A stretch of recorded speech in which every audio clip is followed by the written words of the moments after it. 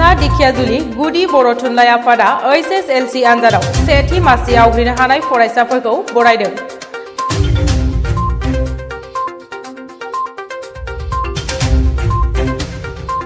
दिनै सनितपुर जिल्लानि सिङाव थानाय सा दिखियाजुलि गुदि बर' थुनलाइ आफादनि बानजायनायाव 2022 मायथाइनि HSLC आनजादाव सेथि थाखोआव उथ्रिसार जानाय फरायसाफोरखौ सानसेनि हाबाफारि लानानै गुरुदेव कालीचरण ब्रह्म जोंमा आश्रम फरायसालियाव गाजा गोमजायै बरायदों।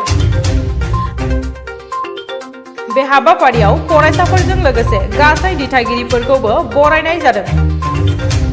बे हाबाफारियाव आलासि महरै नुजाथिफैदोंमोन सनितपुर जिल्ला FRC कमिटिनि आफादगिरि फैलाव खुंगुर ब्रह्म लोगोसे गोबां दैदेनगिरिफोरा। सा दिखियाजुलि गुदि बर' थुनलाइ आफादनि आफादगिरि रस्तम बसुमतारीनि मासि सामलायनायाव बे हाबाफारिया आबुङै जाफुंसार जायो। बे हाबाफारियाव बाहागो लानानै खौरां बिजोंनि गेजेरजों मा फोरमायदों फै जों मिथिना लानि।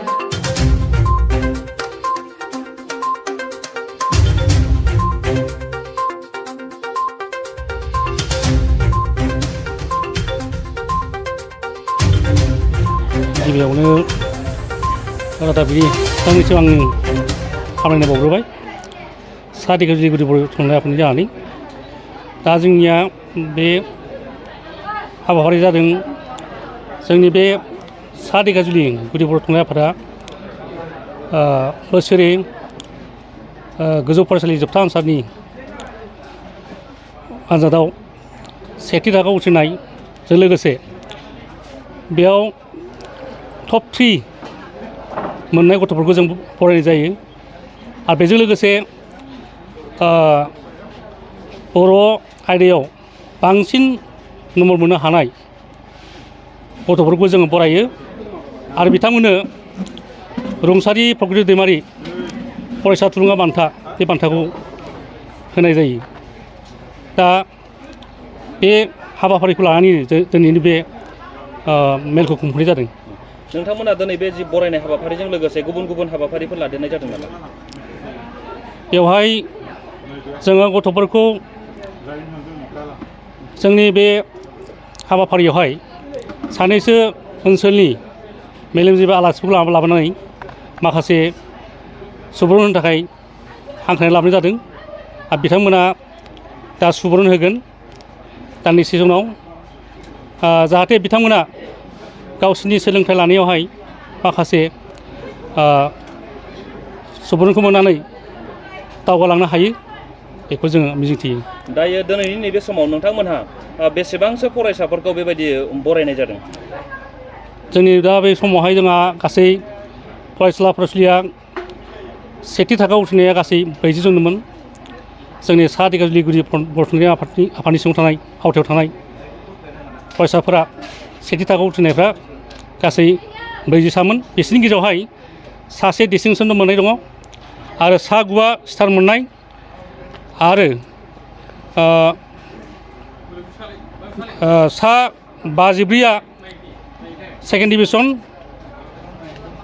आरो थार्ड डिभिजनबो 12 दंमोन। नाथाय जोङो दिनैनि बे समावहाय सा 40 फरायसाफोरखौल' जोङो बरायनो थाखाय खावलायनाय जादों। दा बिथांमोननि गेजेरावहाय खावसेनि बारा फरायसाफ्रा बाहागो लानो हादों। जोंनि बे बरायनाय हाबाफारिया एसे लेहेम जानायलाय बिथांमोना जानो हागौ कलेजफ्राव एडमिसन लाहैबाय, क्लास सोलिगासिनो दं, बेनिखायनो माखासे फरायसाफ्रा नुजाफैनो हायाखै। बेवहायथ' जाबायदि मोजां हाबाफारि प्रग्राम लादों बे हाबाफारियाव एसे आंनि गोसो गोरबोनिफ्राय मान बावनांगोन। जोंनि बे सा दिखियाजुलि गुदि बर' थुनलाइ आफादा गामाखालि बोसोरबो बेयाव जाबायदि मेट्रिक थाखोनि उथ्रिसारनाय बोसोरफ्रोमबो सेथि मासियाव उथ्रिनाय लोगोसे प्रकृति दैमारि थुलुंगा बान्थाखौ होबोबाय थादों। थिग बेबायदिनो देग्लायबो बेवहाय आंखौबो सासे आलासि महरै हांख्रायनानै आं बेयाव बाहागो लाफैनानै गोजोननाय मोनदों, गावखौनो सासे आलासि महरै। दायो जे आथिखालाव नैबे ओनसोलनि थासारिया सोलोंथाइनि बेलायाव माबायदि जानानै दं होनना नोंथांमोननि सानो? बे बेलायाव खोब आं गोजोनदों आरो बाख्नायनांगोन। गोदो जाबायदि जोंनि बे फरायसाफोरनि मेट्रिक आनजादनि उथ्रिसारनाय हार बेखौ गासैबो बिथिङाव नायनानै गोदोनिजों दानिजों जों गोबां जौगानायखौ जों मोननो हादों। उथ्रिसारनायनि हारनाया बांनायजों लोगोसे जोंनि बे नाम्बार मोननाय जिथु पार्सेन्टेज बेबो दायो जोंनि बे हालामाव 80नि बारबाय 83सिमहालागै सहैदों। बिनि थाखाय आं सासे आलासि महरै जानानै आं फरायसाफोरखौ आंनि गोसो गोरबोजों बाख्नायदों आरो बरायदों।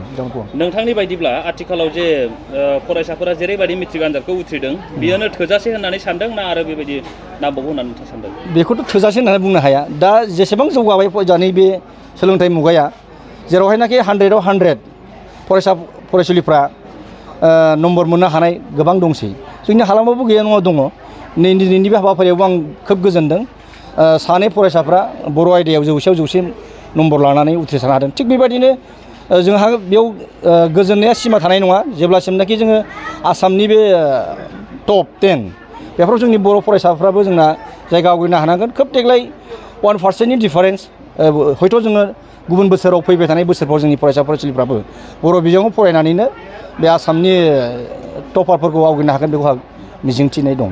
आथिखालाव जि फरायसाफोरा जेरैबायदि उथ्रिबाय दायो इयुननि समाव माबायदि उथ्रिनांगौ होननानै नोंथाङा बुंनो सानदों?